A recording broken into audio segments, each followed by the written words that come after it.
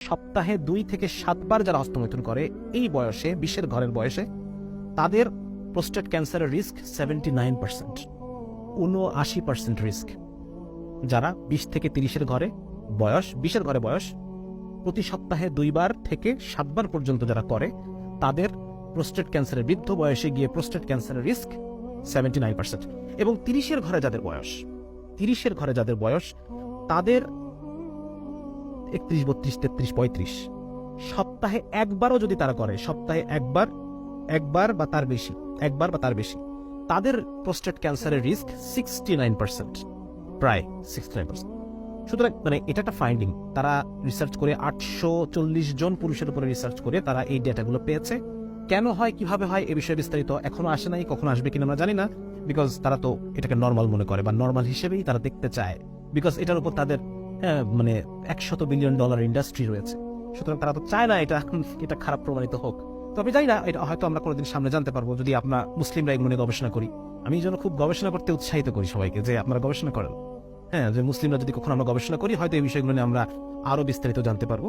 তো মোট কথা এটা যে এই হস্তমৈথুনের এটার পরিণতি, শারীরিক পরিণতি খুব বেশি ভালো না, মানসিক পরিণতিও ভালো না, এবং পারিবারিক যে প্রশান্তি, যেটাকে বলে পারিবারিক শান্তি, একজন সফল পুরুষ হিসেবে যে পারিবারিক শান্তি, এটা যারা হস্তমৈথুনে অ্যাডিক্টেড, পর্নোগ্রাফিতে অ্যাডিক্টেড, তারা এটা থেকে বঞ্চিত, এটা থেকে তারা মাহরুম। ঠিক আছে না? তো এটা একটা পয়েন্ট। এই বিষয়গুলো নিয়ে আমরা অনেক আলোচনা অলরেডি করেছি। তো এখন মূলত আমরা চলে যাই যে আসলে এই যে একটা বিশাল সমস্যা, আপনি চিন্তা করে দেখেন, আমরা লাস্ট একটা 2013 সালে একটা রিসার্চ হয়েছে। 2013 সালে একটা সার্ভেতে দেখা গেছে যে বাংলাদেশে, আমাদের বাংলাদেশে, যেখানে আমরা একটা রক্ষণশীল সমাজ বলে নিজেদেরকে দাবি করি, তো এই বাংলাদেশে স্কুলে কোন বয়সে বাচ্চারা যায়? স্কুলে যায় কত, 7 থেকে 14, তাই না? এই বয়সী বাচ্চারা তো স্কুলে যায়। তাহলে 7 থেকে 14 বয়সী এই বয়সী বাচ্চাদের মধ্যে, স্কুলগামী বাচ্চাদের মধ্যে 77% পর্ন অ্যাডিক্টেড। 77%। তাহলে দেখেন, এই 77% বাচ্চা পর্ন অ্যাডিক্টেড। তাহলে এই 77% বাচ্চা যখন আমাদের মতো বয়সে আসবে, যখন তারা দেশের মূল ওয়ার্কিং ফোর্স হবে, তখন কি অবস্থা দাঁড়াবে চিন্তা করেন। একটা দেশের মূল ওয়ার্কিং ফোর্সের 77%-এর কোনো সেলফ কনফিডেন্স নাই, কেমন হবে চিত্রটা?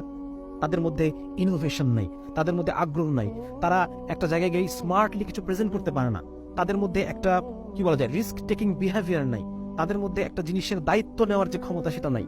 তারা একটা জিনিসকে সুন্দরভাবে দায়িত্ব নিয়ে সেটাকে সমাধা করে চলে আসবে, অ্যাকমপ্লিশ করে চলে আসবে মিশন, এ ধরনের কোনো কি বলা যায়, উদ্যম, এ ধরনের কোনো কর্মশক্তি, স্পৃহা তাদের মধ্যে নাই। তাহলে একটা দেশের পপুলেশনের, ওয়ার্কিং পপুলেশনের 77% যদি এই অবস্থা দাঁড়ায়, তখন আমাদের কি অবস্থা হবে চিন্তা করেন। তাহলে এই ব্যাপারগুলো বুঝতে পারতেছি কিনা আমরা, যে এটা কত বড় একটা মহামারী। এখানে মন শেষ হয়ে যাচ্ছে, শরীর শেষ হয়ে যাচ্ছে, পরিবার শেষ হয়ে যাচ্ছে, মানুষের জীবনই শেষ হয়ে যাচ্ছে। একজন পর্ন অ্যাডিক্টেড মানুষের, তার তো জীবনী শক্তি সে সীমিত করে ফেলতেছে। ঠিক আছে না? তার চিন্তা করে দেখেন, এই যে আমরা কেবল বললাম যে সারা পৃথিবীতে টপ 5 পর্ন সাইট, প্রথম 5টা আছে, আরো তো কত হাজার পর্ন সাইট আছে, তার মধ্যে 5টা, প্রথম 5টায় প্রতিদিন 20 কোটি মানুষ, প্রতিদিন 20 কোটি মানুষ প্রথম 5টাতে তারা ভিজিট করে। তাহলে চিন্তা করে দেখেন যে কত আওয়ার, কত ঘন্টা নষ্ট হচ্ছে, কত ঘন্টা। ধরেন আমি একজন মানুষ 1 ঘন্টা কাজ করলাম, একজন মানুষ 1 ঘন্টা, 30 জন মানুষ কতক্ষণ কাজ করলো? 1 ঘন্টায় কাজ করলো, তাই না? 30 জন মানুষ আমরা 1 ঘন্টা কাজ করলাম। তাহলে যদিও মূল টাইমটা 1 ঘন্টা, বাকি প্রত্যেকের আলাদা আলাদা 30 ঘন্টা, তাই না? 30 ঘন্টা, এটাকে বলা হয় ম্যান আওয়ার। এই ইউনিটটাকে বলা হয় ম্যান আওয়ার।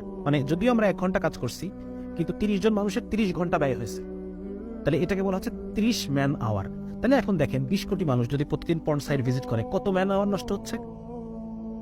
এটা তো 5টার হিসাব, আরো তো আছে।